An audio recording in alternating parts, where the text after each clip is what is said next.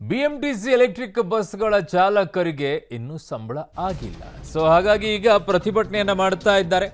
ಅಧಿಕಾರಿಗಳ ಭರವಸೆಯನ್ನ ಒಪ್ತಾ ಇಲ್ಲ ಚಾಲಕರು. ಪ್ರತಿಭಟನೆಯನ್ನ ಮುಂದುವರಿಸಲು ನಿರ್ಧಾರವನ್ನ ಮಾಡಿದ್ದಾರೆ. 120 ಬಸ್ಸುಗಳ ಚಾಲಕರಿಂದ ಈಗ ಪ್ರತಿಭಟನೆ ಮುಂದುವರೆದಿದೆ.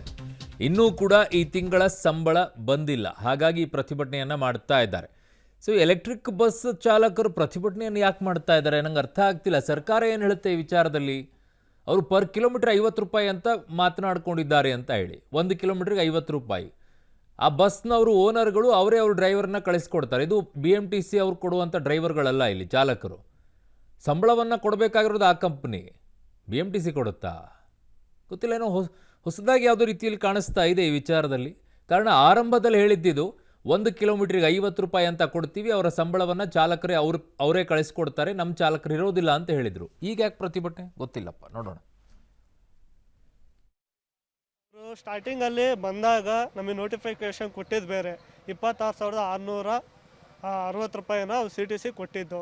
ಅದರಲ್ಲೆಲ್ಲ ಕಟ್ಟಾಗಿ 1 ತಿಂಗಳು 2 ತಿಂಗಳು ಸಂಬಳ ಕರೆಕ್ಟಾಗಿ ಬಂತು. ಆಮೇಲೆ ಬರ್ತಾ 18,000ಕ್ಕೆ ಅದು ಇದಾಯಿತು. ಇಲ್ಲಿ ಏನಾರ ಕೇಳಕ್ಕೆ ಹೋದರೆ ರೋಡಿಗಳ ಥರ ಬಿಹೇವ್ ಮಾಡ್ತಾರೆ.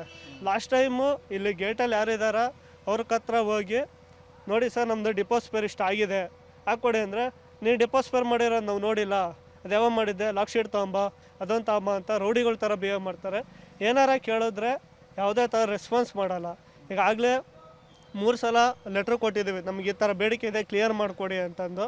ಸರ್ ಅವರು ಸ್ಟಾರ್ಟಿಂಗಲ್ಲಿ ಬಂದಾಗ ನಮಗೆ